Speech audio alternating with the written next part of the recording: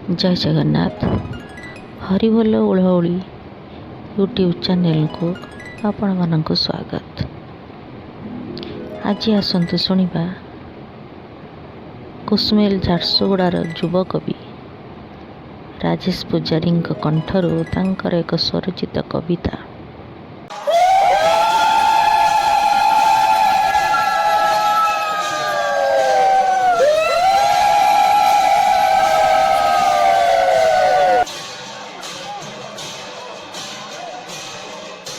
कविता शीर्षक नई कथा।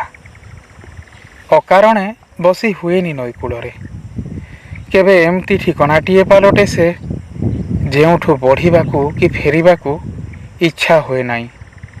पुणी केबे ता पाखकू लंबिथिबा सबु बाट मना हुए। मते सेतेबेले नई मनस्कता घारे जेबे मु केवल मु ही अलगा केही बेली केही नुहे।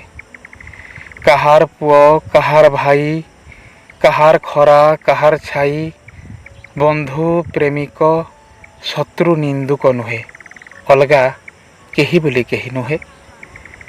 समय पछरे धाएनी समय पछरे धाएनी दुनिया भिड़रे हजेनी हार जीत बुझेनी। बास निजकू निज पाई हजेइबा जाने बास निजकू निज पाई हजेइबा जाने। आहुरी जाने सेतेबेले नई भली निर्द्वंद्वरे बहीजिबा। नई नानादी अभियोग बाढ़े नई नानादी अभियोग बाढ़े फुले हुए मुह मोड़े किंतु सीए कि बुझे सबुबेले मोर मुँह ही पारिबा आदौ सहज न थाए। सबुबेले मोर मुँह ही पारिबा आदौ सहज न थाए। धन्यवाद।